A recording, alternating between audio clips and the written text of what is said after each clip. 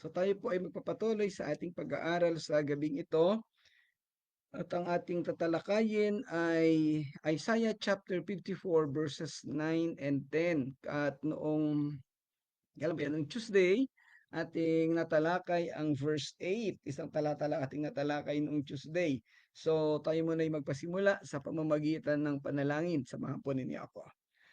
Muli po, Panginoong Diyos, maraming salamat po sa gabing ito, sa iyong patuloy na pagsama, patuloy na paggabay sa amin, at sa pagkakaloob ng oras na ito, kung saan kami ay makakapag-aral muli ng iyong mga salita. Salamat sa mga kapatid, Panginoon, na nakasama namin, nag-join at nagbibigay ng oras nila sa pag-aaral na ito. Samahan mo kami, Panginoon, at patuloy na turuan sa pag-aaral po na ito. Amin pong pinagkakatiwala sa iyong lahat ng ito, Amang Diyos, sa pangalan ng Panginoong Hesus. Amen. Okay. Ayan, nandito daw si Ate Angie, buhat sa Vietnam. Condolence, Angie, sa mga nangyari, ganyan talaga, hindi natin maaasahan ang mga bagay na iyan. Okay, welcome din. Nandiyan na rin si Ate Alma, at ang buong pamilya. Salamat po sa inyong lahat. Okay. Maureen Gonzalez Manzanilla, kilala ko to ah. Okay. Sige po, so tayo ay mag-recap sumandali sa ating natalakay nung Tuesday, ang Isaiah chapter 54 verse 8. Sabi dito, sa tindi ng aking galit, sandali akong lumayo sa iyo. Ngunit ipadarama ko sa iyo ang aking kahabagan sa pamamagitan ng pag-ibig na wagas. Yan ang sabi ni Yahweh na magliligtas sa iyo. Okay, ito'y nakita natin at naunawaan natin na isang katotohanan na pansamantalay iniwanan ng Panginoong Diyos ang mga Israelita. Hinayaan niya itong mabihag ng Babylonia upang turuan dahil nais niyang maunawaan, matutunan ng mga Israelita ang mga bagay na mali na kanilang ginawa at upang sa pamamagitan ng mabibigat na sitwasyon sa buhay nila na naranasan habang sila ay nabibihag, ay matuto sila at sa panahong ibabalik na sila ng Panginoong Diyos sa kanilang bayan ay alam na nila ang kanilang gagawin, alam na nila ang kanilang naging pagkakamali. So dito po natalakay natin nung nakalipas na araw nga na yung pagpapakasakit ng Panginoong Diyos na pansamantalay hayaang mapalayo sa kanya yung bayan na kaniyang minahal. At ito ay nangyari din sa kasaysayan na ang kanyang nag-iisang anak, ang Panginoong Hesus, ay hinayaan niyang mapalayo sa kaniya at maparusahan dito sa lupa para tubusin ang ating kasalanan. So sa ating mga sitwasyon, sa ating buhay, praktikal at mga aktwal na buhay, may mga pagkakataon na kailangan na yung umalis, kailangan nating iwanan pansamandali ang ating mga mahal sa buhay o yung mga taong mahalaga sa atin na hangga't maaari ay gusto natin na laging kasama. Pero kaya tayo minsan umaalis, ang mga tao ay upang mas turuan sila, upang mas hayaan silang maging independent, matuto sa kanilang mga pagkakamali sa buhay, o kaya naman ay mas lalong lumago ang kanilang buhay bilang tao at bilang mga mananampalataya. There are situations na ang isang tao ay nagsasakripisyo, umaalis, iniiwanan ng kaniyang mga mahal sa buhay para sa mas ikabubuti ng kaniyang mga mahal. Ayan. So, may mga pagkakataon na ito ay nangyayari sa ating buhay at hindi lang nangyari sa Panginoong Diyos at sa Israel, sa Panginoong Diyos at sa Panginoong Hesus, kung hindi sa ating mga sitwasyon ay iniiwanan, nangyayari din po ito sa atin. Maraming mga misyonero na nagpupunta sa iba't ibang lugar, iniiwanan pansamandali ang kanilang mga mahal sa buhay para makasunod sa pagkatawag ng Panginoon. Maraming mga OFW na nagtatrabaho sa iba't ibang bansa, yan, kagaya nga ni Angie ay 6 years na yatang nandoon sa Vietnam. Ano po? Ayan, so medyo mahirap ang mga naging sitwasyon. Ayan, okay. So, yun po ang sitwasyon na ang tinatalakay doon yung pagtuturo, pansamantalang paglayo upang mas buuin yung pagkatao ng isang tao na malapit sa atin o ating minamahal. Ayan.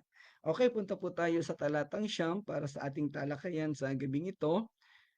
Ang sabi dito, noong panahon ni Noe, ako ay sumumpang hindi na mauulit na ang mundong ito'y gunawin sa tubig. Aking ipinapangako ngayon, hindi na ako magagalit sa iyo at hindi na kita paparusahang muli. So ang sitwasyon naman na 'to na binabanggit dito ay yung paraan ng pagpaparusa o paraan ng pagdidisiplina sa mga tao. Siyempre ang tinutukoy dito na na isinumpa ni Yahweh ay ang mga, mamamayan, ang mga tao na kaniyang nilikha. Dito sa panahon ni Noe, hindi pa sila tinatawag na mga Israelita, hindi pa sila, hindi dahil ito'y hindi pa pinapanganak dito si Jacob, wala pang laplipi ng Israel. Sa halip ito ay mga lahi na nagmula kay Seth o doon sa pamilya ni Adan pa. Okay? So hindi pa sila tinatawag na Israelita. Ang tinutukoy sa talatang ito siya, nung matapos na mamatay ang maraming tao sa pamamagitan ng tubig o ng baha na lumubog ang mundo sa nung matapos na yung sakuna na iyon, nangako si Yahweh na hindi na niya muling gugunawin ang mundo sa pamamagitan ng tubig. Ito ilang beses na rin nating natalakay sa mga pag-aaral natin.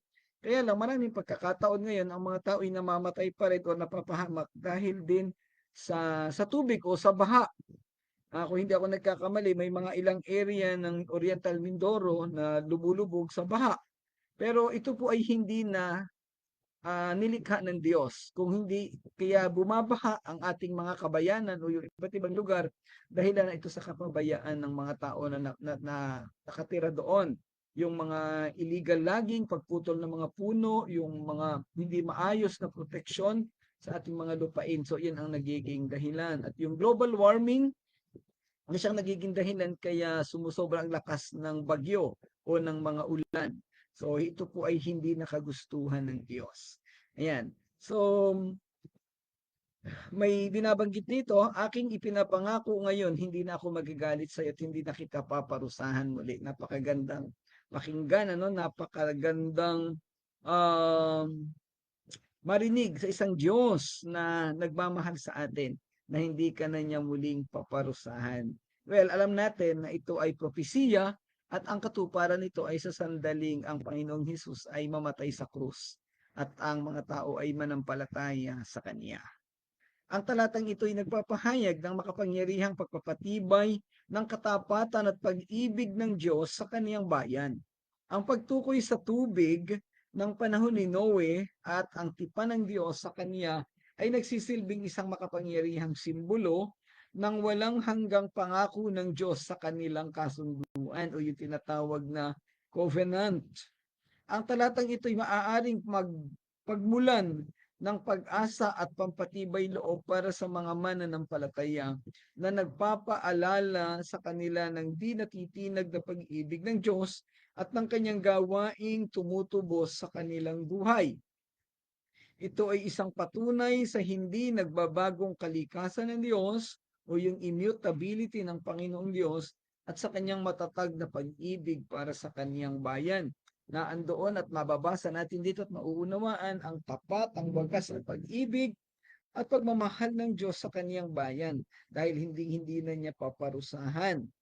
Ginagamit sa talatang ito ang paglalarawan ng pangako ng Diyos sa mga tao sa panahon ni Noe na kung paanong sumumpa siya na hindi na muling tatakpan ng tubig, baha, ang lupa. Gayon din siya sumumpa na hindi na magagalit o sasaway sa kaniyang bayan. Dahil ang kanyang bayan na pinili ay mamumuhay na sa ka, kaayusan o doon sa katuwiran na nagmumula sa kanya, the righteousness of God. Ang talatang ito ay bahagi ng isang mas malaking sipi na nagbibigay katiyakan sa mga tao tungkol sa walang hanggang pag-ibig ng Diyos. Talagang makikita mo dito at masusukat, mauunawaan mo yung pag-ibig ng Diyos na talagang hindi natin maunawaan gaano ito kalalim. Ano man ang mangyari, ano mang kabigatan ng mangyari at ano mang pagkakasala o kapangitan na ginawa ng tao, nandun pa rin ang kanyang pagmamahal sa kanyang mga piniling tao. Ang pag-aalis ng kanyang galit at ang pagtatatag ng isang tipan ng kapayapaan. Nagkasala ang tao, pinarusahan niya, pero ito nangako siya na dahilan sa kanyang pag-ibig at pagmamahal sa tao, hindi na niya muling paparusahan. Magandang gabi, Nanay Gertrudes. Salamat po sa inyong muling pagsama. Ang kanyang galit ay mawawala o aalisin na niya at ang pagtatatag ng isang tipan ng kapayapaan, the covenant of peace. Well, alam nating lahat na nangyari ang lahat ng ito dahilan sa dugo ng Panginoong Hesus na natigis sa krus habang siya'y nakapako sa krus. Ang konteksto ng talatang ito ay isang mensahe ng pag-asa at pagkapanumbalik para sa mga tao ng Israel. Sa mga naunang talata, binanggit ni Isaiah ang tungkol sa hinaharap na kaluwalhatian at kasaganaan ng Jerusalem at ng mga naninirahan dito. So alam natin yung sitwasyon na sila'y nabihag sa loob ng 70 taon sa Babylonia, subalit ginamit si Haring Ciro ng Medo-Persia para sila ay palayain. At ang sitwasyon na iyan na binabanggit ito ay tumutukoy doon sa sitwasyon na gagawin ng Diyos sa Israel matapos silang makabalik sa Jerusalem. Pagkaraan ng 70 taon, kagaya rin ng propesiya sa Jeremiah 25, ay ibinalik niya, pinalaya niya ang mga Israelita pabalik sa Jerusalem. At doon sa Jeremiah chapter 29 naman, ipinangako doon yung muling pagsasaayos ng bayan ng Jerusalem. At alam nating lahat na ito'y nangyari sa kapanahunan ni Nehemiah, na itala ito sa aklat ni Nehemiah at ni Ezra, at ang iba ay doon sa aklat ni Malakias. Yan. Tiniyak ng Diyos sa kanyang mga tao na sa kabila ng paghihirap na kanilang hinarap, ibabalik niya sila at pagpapalain sila ng sagana. Ibig sabihin, ito'y pagpapakita ng katuparan ng sinasabi ng Diyos na hindi na niya parurusahan. Minahal na niya ang mga tao uli, hindi na siya nagagalit sa kanya sa kabila ng mga ginawang pagkakamali. Yan. Ang tema ng talatang ito'y nakasentro sa katapatan at matatag na pag-ibig ng Diyos sa kaniyang mga tao. Ipinapakita nito ang hindi nagbabagong kalikasan ng Diyos at ang kaniyang pangako sa kaniyang mga anak o dun sa kaniyang mga piniling tao. Ang pagtukoy sa baha noong panahon ni Noe ay nagbibigay diin sa pagiging maaasahan ng salita ng Diyos at ang kanyang matibay na pangako sa kaniyang mga tao. Ito yung, again, ito'y tumutukoy dun sa salitang covenant or kasunduan. Yan, kasunduan ng Diyos sa mga tao o doon sa pamilya ni Noe. Alam nating lahat na iyong 3 anak ni Noe, yun ang pinagmulan ng sadling ng panibagong lahi. Nawala na yung unang lahi na nagmula kay Seth, o yung direktang mga anak ng lahi ni Seth. Bagamat siyempre si Noe nagmula pa din ito kay Seth, pero itong 3 anak ni Noe, ito yung pagmumulan ng iba't ibang lahi at ito ay natala din sa aklat din ng Genesis.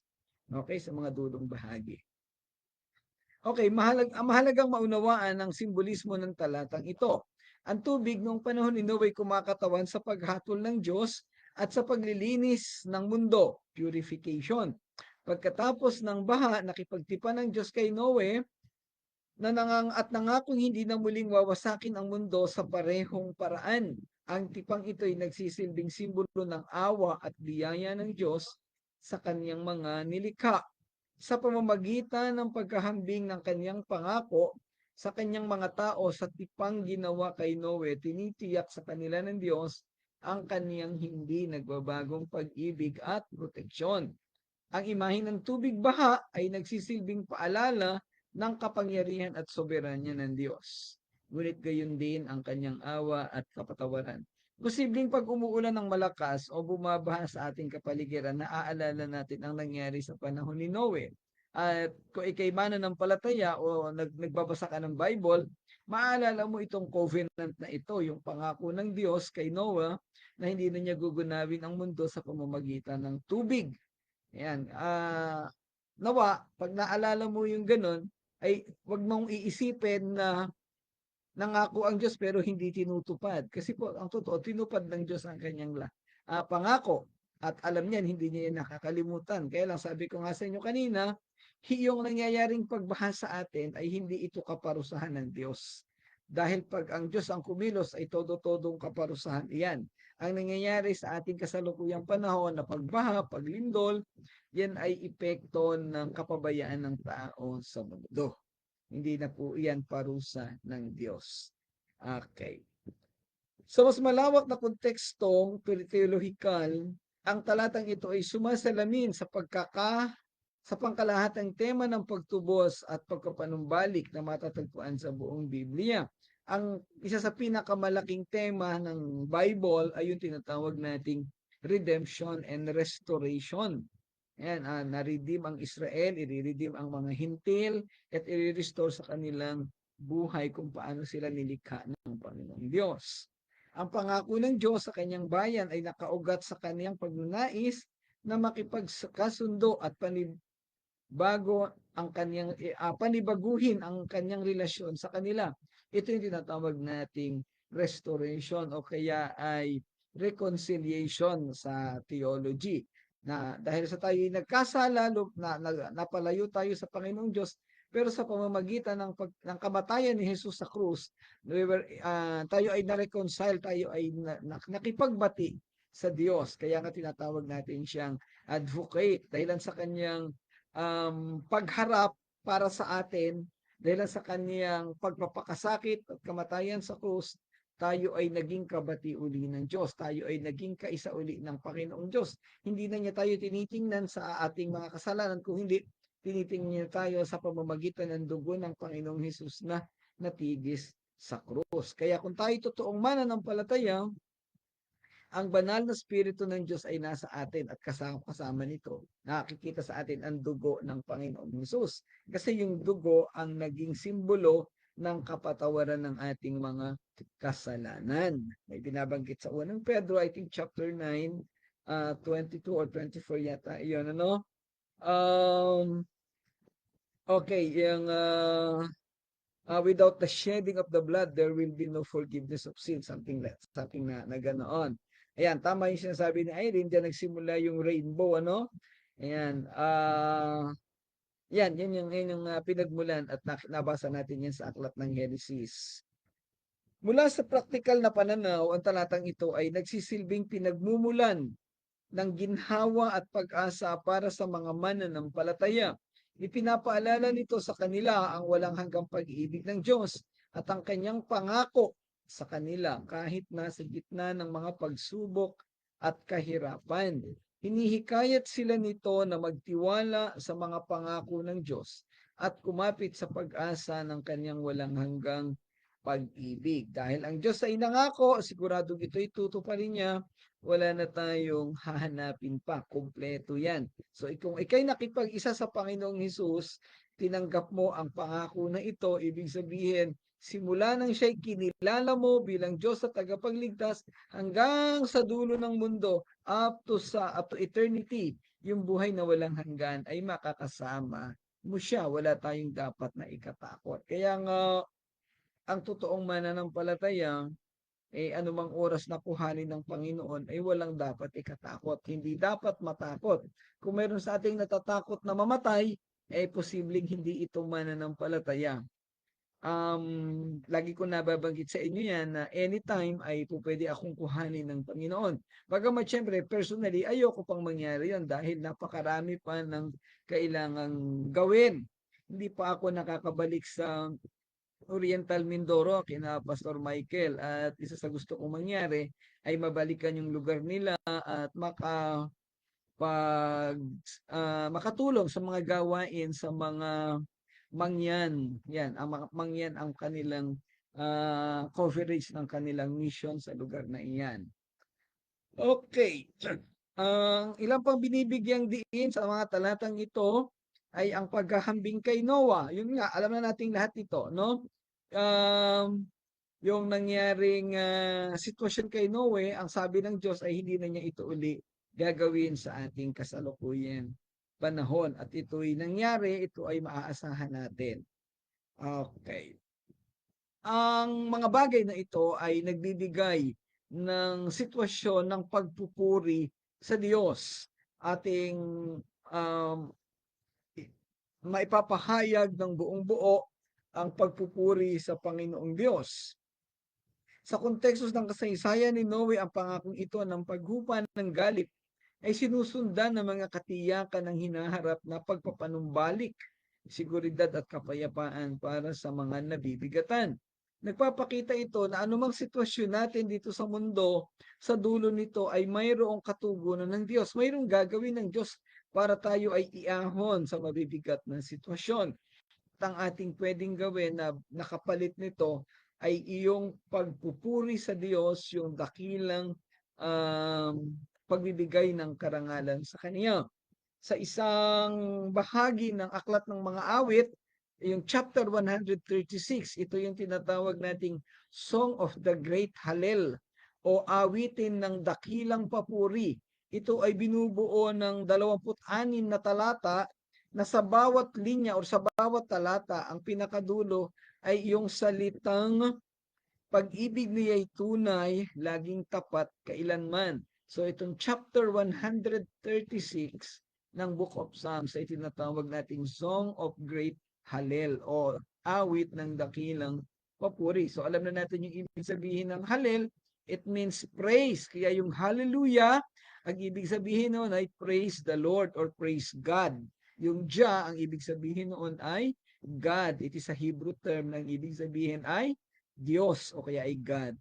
Okay. So, ang pangako ng Diyos, yung covenant niya kay Noe at covenant na pinapatupad niya sa atin sa kasalukuyang panahon, ito'y nagpapakita ng kaniyang pag-ibig na tunay at laging tapat kailanman. At ito yung binabanggit nga doon sa Psalms 136. Ayan. So ito pa ang isang patunay. Sa verse 10, ang sabi naman dito, maguguho ang mga bundok at ang mga burol ay mayayanig. Ngunit ang wagas na pag-ibig ko'y hindi maglalaho. At mananatili ang kapayapaang aking ipinangako. Iyan ang sinasabi ni Yahweh na nagmamahal sa iyo. Napakasarap pakinggan pag ang isang babae ay sinabihan ng lalaki na nagmamahal sa kanya na mauubos ang lahat ng bagay sa mundo pero ang pagmamahal at pag-ibig ko sa iyo hindi magmamaliw. Siguro kikiligin ang makakarinig nito. Ano po? Ayan, siyempre dito, ang nagsasalita dito ay ang Panginoong Diyos dahil ito'y tumutukoy sa kaniyang dakila at banal na pag-ibig sa kaniyang bayan, ang Israel. At siyempre ito extended sa atin ng mga Gentiles. Dahilan nga doon sa Romans chapter 11 na tayo ay idinugtong. Pero ito ay pwede nating magamit sa ating practical na sitwasyon. Ulitin ko ulit, kaya nang nadidiscuss natin ng mga nakakalipas na panahon, ang totoong pag-ibig ay hindi naglalaho, hindi nawawala. Ano man ang sitwasyon, dumaan man sa mabibigat na problema at kabigatan, magkaroon man ng mga awayan o kung ano mang hindi mo maipaliwanag kung ang pag-ibig ay totoo, kahit anong gawin mong tago at limot dyan, hindi iyan mawawala, babalik at babalik iyan. Yan. Ang pag-ibig na yan ay nagmula sa Diyos, ang Diyos din ang magtatanggal. So yan po ang mga bagay na napatunayan ko na sa aking personal na buhay. Ayan. Okay. Ang talatang ito ay nagpapahayag ng mga pangako ng Diyos ay nagtataglay ng hindi matitinag na pag-ibig.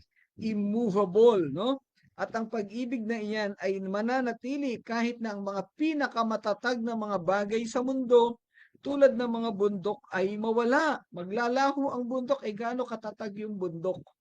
Pero kahit mawala ang bundok na simbolo ng katatagan, ang pag-ibig ng Diyos ay mananatili. Okay, ginagamit ng ang talatang ito ang imahe ng mga bundok at burol, mga simbolo ng katatagan at pananatili upang bigyang diin na ang pangako ng pag-ibig, pagmamahal at pagmamalasakit ng Diyos ay mas matatag sa kanila. Hindi ito mayayanig. Kahit na 9 point something na intensity ng lindol, hindi kayang yanigin, hindi kayang tanggalin ang tunay at wagas na pag-ibig. Nag-iiwan ang talatang ito ng mensahe ng pag-asa, katiyakan at seguridad na nagbibigay din sa katapatan at patuloy na presensya ng Diyos para sa kanyang mga tao sa kabila ng kaguluhan sa paligid. Binibigyang diin nito Ang katiyakan ng matatag at walang hanggang pag-ibig at katapatan ng Diyos kahit sa gitna ng pinakamatinding hamon at kawalan ng katiyakan ng buhay. Kaya nga napakagandang halimbawa nito doon sa isang babae't lalaki na nag-iibigan, nagsumpaan sa harap ng Diyos na magmamahalan hanggang sa dulo ng panahon. Ayan. Kaya dapat anuman ang mangyaring sitwasyon, trahedya sa buhay, dapat hindi maghihiwalay. Dapat ay mananatiling kakapit, nangungunyapit. Pag may pagkakataon na manghihina yung isa, palalakasin yung isa. Pag may pagkakataong nagagalit na yung isa, susuyuin yung isa para muling magkasundo at maisaayos ang relasyon. Ayan po. Bakit ba ganun? Dahil ang relasyon ng babae at lalaki ay nagsimula sa relasyon ng tao sa Diyos. Siya ang nagbigay niyan. Dahil matatag ang pinagmulan, dapat ang kumuha o tumanggap ay maging matatag din. So tatandaan po natin lagi ang mga yan. Kaya po yung sinasabi doon sa Genesis na ang pinagsama ng Diyos ay hindi pwedeng paghiwalayin ng tao. Totoo po yan Dapat talaga hindi mangyayari. Dapat masusunod ay ang salita ng Panginoon. Yan. Okay. Ang talatang ito ay nagbibigay diin pa rin sa mga sumusunod na puntos. Ang binabanggit na talata dito, yung verse 10. Matatag at di matitinag na pag-ibig buhat sa Panginoon.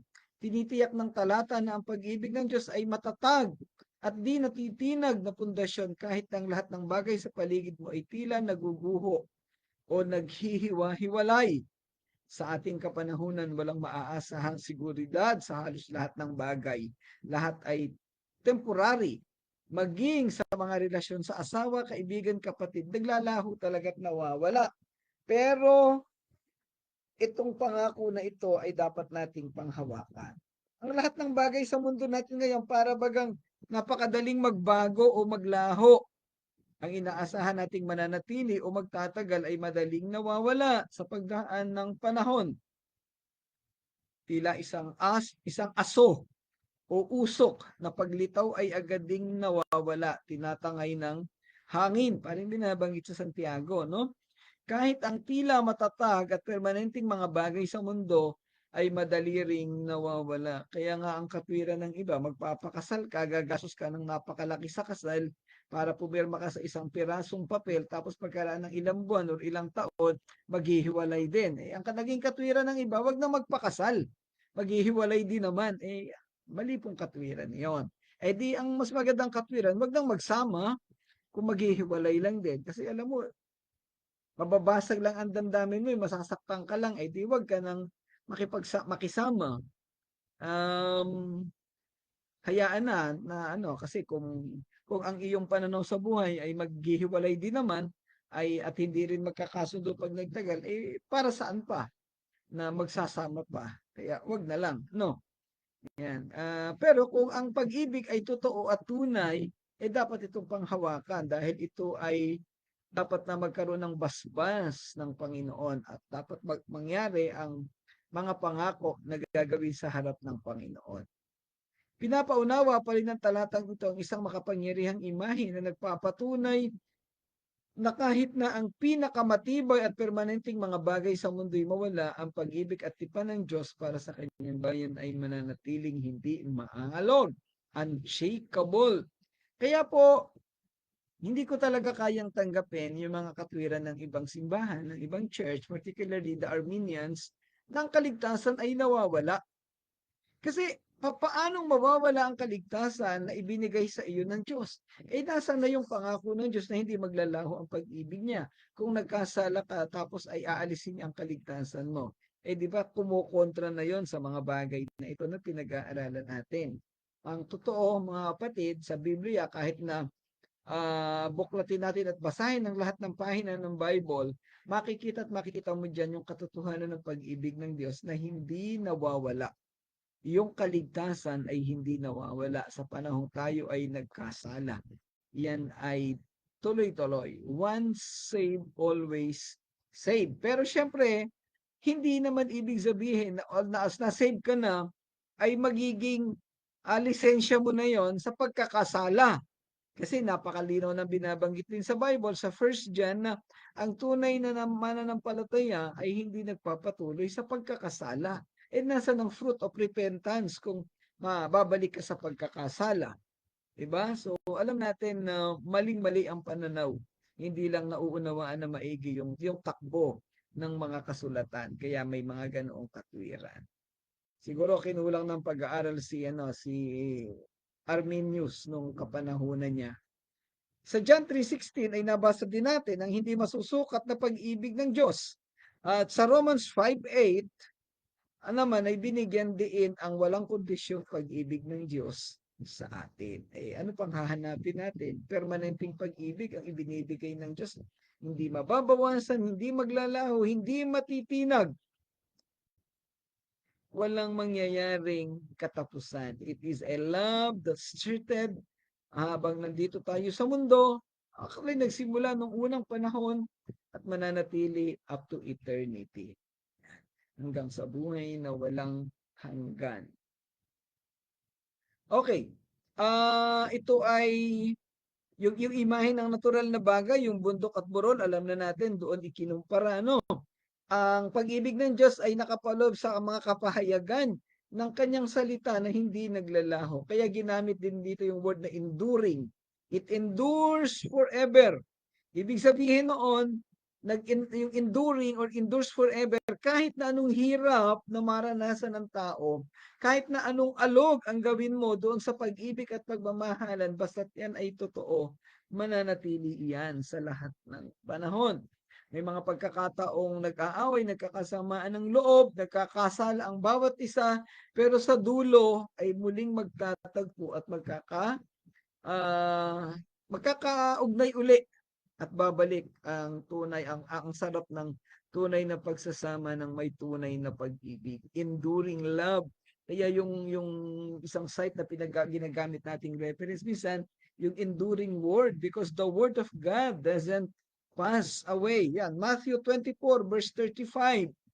Lilipas ang langit at ang lupa, ngunit ang aking mga sinasabi ay tiyak na mananatili. Heavens and earth will pass away, but my words will never pass away. At sa awit 119 verse 89, Psalms 119 verse 89, ang salita mo, O Yahweh, di kukupas, walang hanggan, matatag at di makilos sa rurok ng kalangitan. Your word, O Lord, is eternal. It stands firm in the heavens.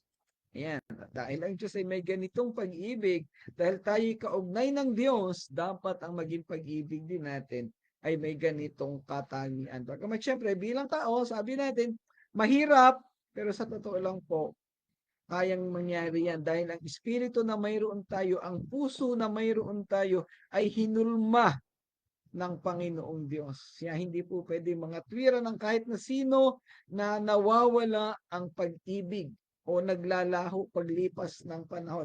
Well, baka walang na-establish na pag-ibig. Kagaya rin ng kaligtasan yan. Kung hindi na-establish sa simula pa lang ang kaligtasan, o hindi talaga ligtas, hindi naging born again, talagang, actually, walang nawala kasi wala naman talaga. Pero tatandaan natin, tatlong bagay ang pinag-usapan natin dito. Pag-ibig ng Diyos sa tao na hindi naglalaho. Maglaho man lahat ng bagay sa mundo. And then, in-apply natin ito sa pag-ibig ng tao sa kapwa-tao.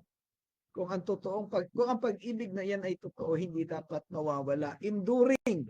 Ano man ang mangyaring kabigatan, ano man ang bigat, ano man ang maging kasalanan ng isang taong minamahal, kung totoong minamahal mo yan, hindi mawawala ang pag-ibig mo o ang pagmamahal na iyan. So, yan po ang totoo, no? Ayan, salamat. Totoo na walang makakaagaw sa atin. Okay, bihira lang daw ang may ganoong pag-ibig.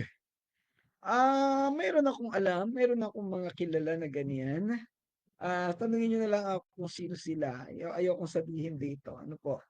Ayan, pero meron ako kilala na ganyan. Okay. So, yun ang ating aralin sa gabi pong ito.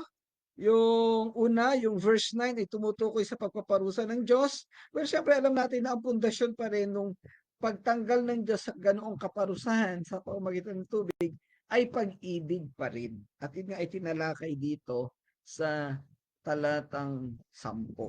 Ayan. So, nawa pang mga kapatid sa ating pag-aaral na to ay natuto tayong lahat at nagkaroon ng karagdagang kaalaman sa mga katangian ng Diyos at sa mga katangian na dapat na magkaroon din tayong lahat bilang mga anak niya, bilang mga tagasunod niya.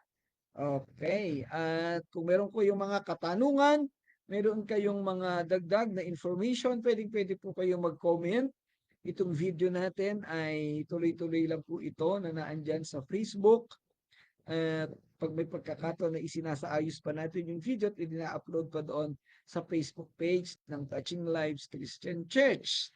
Ayan, so yan, salamat po uli mga kapatid sa inyong pagsama, sa inyong pagtangkilik sa ating pag-aaral at sa ating mga bagong nakasama ngayon. Yun nga po, sina Pastor Michael at ang kaniyang may bahay, ang kaniyang sambahayan doon sa Socorro Oriental, Mindoro. At syempre si Ate Angie na nasa Vietnam na kasalukuyang nagdadalamhati dahil sa pagpanaw ng kaniyang mahal sa buhay.